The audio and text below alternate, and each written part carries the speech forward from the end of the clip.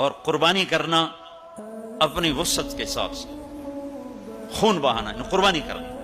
ہمارے نبی اگر اپنی طرف سے قربانی کرتے تو ایک بکرا ذبح کر دیتے، ایک دمبا ذبح کر دیتے، ایک مینڈا چھترا۔ ساری زندگی ہمارے نبی عید قربان پر 2 قربانیاں کرتے تھے، 2 چھترے،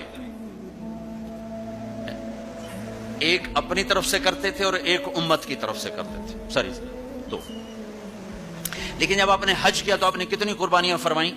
آپ کی عمر مبارک 63 سال تھی، تو آپ اور حضرت علی کے اونٹ مشترکہ مل کر 100 تھے، 100۔ تو وہ 100 اونٹ میں سے آپ نے 63 اونٹ الگ کروا لیا، ہر سال کا 1 اونٹ، اور 1 اونٹ میں 7 قربانیاں ہوتی ہیں، 1 میں 7 ہوتی ہیں۔ پھر ان میں سے 5 کو الگ کیا، 5 میں سے 1 کو سامنے لایا گیا اور اس کو کھڑا کر کے آپ نے ذبح کیا، کھڑا کر اس کے یہاں یوں برچھا مارا یوں۔ تو یہاں تو جانور ہو، بکرا ہو، اونٹ ہو، جب اس کو برچھا لگتا ہے تو وہ شور میں جاتا ہے، کرتا ہے۔ لیکن جب وہ اس اونٹ کو لگا نبی کے ہاتھ سے برچھا تو اس کی خوشی سے ہائے نکلی، اور پیچھے جو اونٹ کھڑے تھے ان میں جنگ شروع ہو گئی۔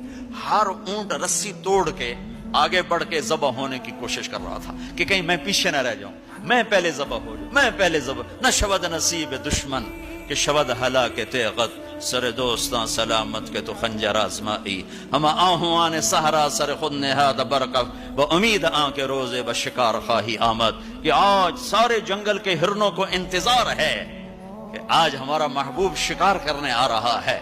تو ہر ہرن گردن جھکا کے کھڑا ہے کہ میں ذبح ہو جاؤں، میں ذبح ہو جاؤں، میں ذبح ہو جاؤں۔ تو یہ شعر میرے نبی پہ فٹ آتا ہے۔